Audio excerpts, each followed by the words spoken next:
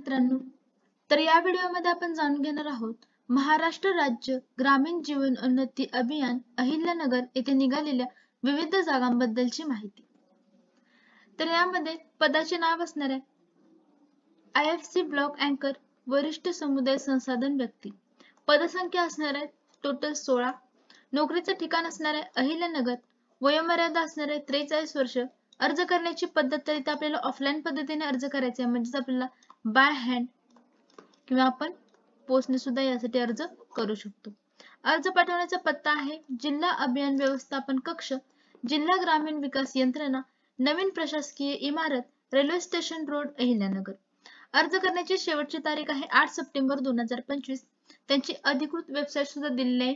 जर तुम्हाला आणखी काही माहिती हवी असेल याबाबत तर तुम्ही या वेबसाईटवर जाऊन बघू शकता. तर उमेद महाराष्ट्र राज्य ग्रामीण जीवनोन्नती अभियान जिल्हा अहिल्यानगर अंतर्गत स्थापन करण्यात आलेल्या प्रभाग संघाच्या माध्यमातून कोपरगाव, पाथर्डी, नगर आणि शेवगाव तालुक्यातील एकात्मिक शेती विकास प्रकल्पांतर्गत खालील पदे भरण्यासाठी अर्ज मागवण्यात येत आहेत. तर आपल्या पदाचं नाव आहे IFC ब्लॉक अँकर. कुठे कुठे तर कोपरगाव, पाथर्डी, नगर आणि शेवगाव या तालुक्यामध्ये प्रत्येकी एक जागा असणार आहे. अशा आपल्याला टोटल यामध्ये 4 जागा असणार आहेत. आणि सिनियर CRP म्हणजेच वरिष्ठ समुदाय संसाधन व्यक्ती ते सुद्धा कोपरगाव, पाथर्डी, नगर आणि शेवगाव या ठिकाणी 3 जागा प्रत्येक तालुक्यामध्ये, अशा टोटल आपल्याला 12 जागा असणार आहे. उपरोक्त दोन्ही पदांकरता ठोक मानधन तत्वावर म्हणजेच कंत्राटी तत्वावर प्रभाग संघाच्या अंतर्गत निवड करण्यासाठी 8 सप्टेंबर 2025 पर्यंत अर्ज मागवण्यात येत आहेत. याबाबतची सविस्तर माहिती, अनुभव, शैक्षणिक पात्रता, अर्जाचा नमुना ग्रामीण विकास यंत्रणा अहिल्यानगर यांच्या या दिलेल्या ऑफिशियल वेबसाईटवर उपलब्ध करून देण्यात आलेले आहे. तर उमेद महाराष्ट्र राज्य ग्रामीण जीवनोन्नती अभियान अहिल्यानगर अंतर्गत आपण हे बघितलेलंच आहे. तर आपण बघू IFC ब्लॉक अँकर यासाठी 4 पदे असणार आहेत आणि सिनियर CRP यासाठी आपल्याला टोटल 12 पदे असणार आहेत. तर यासाठी अर्ज करण्याची तारीख असणार आहे 8 सप्टेंबर 2025 पर्यंत आपल्याला अर्ज करायचे आहे. तर पूर्ण आपण पदाबद्दलची काय शैक्षणिक अर्हता असणार आहे, काय आपल्याला तिथं काम करावं लागणार आहे, सगळी माहिती आपण यामध्ये बघणार आहोत. तर त्यामध्ये आपलं पहिलं पद असणार आहे IFC ब्लॉक अँकर. तर पदसंख्या आपण बघितलेलंच आहे 4 आहेत. कोणत्या कोणत्या तालुक्यात आहेत तर कोपरगाव, पाथर्डी, नगर आणि शेवगाव प्रति तालुका एक पद आपल्याला असणार आहे. यासाठी शैक्षणिक अर्हता किमान कृषी व कृषी संलग्न पदवी जसे की कृषी तंत्रज्ञान, bachelor of science in agriculture, bachelor of science in horticulture, BTech in agriculture, Bachelor of Science in Fishery, Bachelor of Science in Forestry, Bachelor of Veterinary Science, Bachelor of Science in Animal Husbandry, Bachelor of Business Administration पदवीधारक असणे आवश्यक आहे. म्हणजे यापैकी कोणती जर आपल्याकडे पदवी असेल तर आपण यासाठी अप्लाय करू शकतो. अनुभव तर संबंधित व्यक्ती पदवीधारक जर असेल तर 1 वर्षाचा अनुभव असणे आवश्यक असणार आहे. निवडीचे निकष काय आहेत तर कमाल वयोमर्यादा ही 43 वर्ष असावी. कृषी, फलोत्पादन, मत्स्यपालन, पशुपालन, मधमाशी पालन इत्यादी क्षेत्रातील शेती व शेती आधारित उपक्रम याबाबत माहिती असली पाहिजे. त्याचबरोबर उत्तम संवाद कौशल्य असणे आवश्यक आहे. शेती व शेती आधारित मूल्यवर्धन साखळी उपक्रम अंमलबजावणीबद्दल माहिती असणे आवश्यक आहे. त्याचबरोबर संगणकीय ज्ञान असणं आवश्यक असणार आहे. त्याचबरोबर या पोस्टमध्ये आपल्याला काय काय भूमिका व जबाबदाऱ्या निभाव्या लागणार आहेत त्या इथं दिलेल्या आहेत, त्या तुम्ही बघू शकता. त्यानंतर निवड प्रक्रिया काय असणार आहे तर यामध्ये आपली लेखी परीक्षा 40 मार्काची असणार आहे आणि मुलाखत ही 10 मार्काची असणार आहे. म्हणजे 40 मार्काची मुलाखत आणि 10 मार्काचा आपला इंटरव्ह्यू अशा टोटल 50 मार्कांची इथं निवड चाचणी होणार आहे. तर लेखी परीक्षेची काठिण्य पातळी ही डिप्लोमाची राहणार आहे. लेखी परीक्षेसाठी विषय कोणते कोणते असणार आहेत बघू तर बुद्धिमत्ता चाचणीसाठी 5 गुण असणार आहेत, गणितसाठी 5 गुण आणि कृषी संलग्न जे काही प्रश्न असणार आहेत त्यांच्यासाठी 30 गुण असणार आहेत. सदर परीक्षा ही बहुपर्यायी म्हणजे आपली MCQ टाइप असणार आहे. तोंडी परीक्षा ही 10 गुणांची असेल.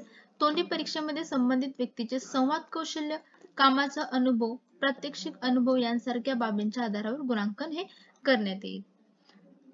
त्याच्यानंतर आपली नेक्स्ट पोस्ट आहे ती सिनियर CRP म्हणजेच वरिष्ठ समुदाय संसाधन व्यक्ती.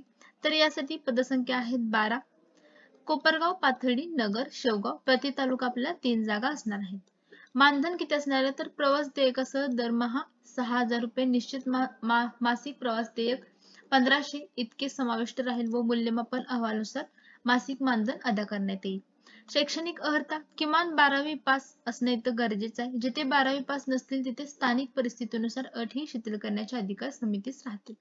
अनुभव तर उमेद अभियानात किमान 3 वर्ष काम केल्याचा अनुभव इथं असणं आवश्यक आहे. अनुभव असेल तरच आपण यासाठी अप्लाय करू शकतो. निवडीचे निकष काय आहेत बघू तर समुदाय संसाधन व्यक्ती ही कार्यक्षेत्रात उपजीविका सखी, कृषी सखी, पशु सखी, उद्योग सखी, वनसखी मध्ये कार्य करणारे असावे. अभियानात समुदाय संसाधन व्यक्ती म्हणून काम केल्याचा किमान 3 वर्षाचा अनुभव असावा व त्यानुसार प्राधान्यक्रम राहील. त्याचबरोबर समुदाय संसाधन व्यक्तीकडे 3 ते 4 शेती व शेती आधारित उपजीविकेचे स्रोत असले पाहिजेत.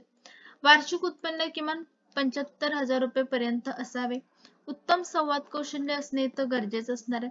त्याचबरोबर विविध 3 ते 5 गावामध्ये आपल्याला काम करण्याची तयारी असावी.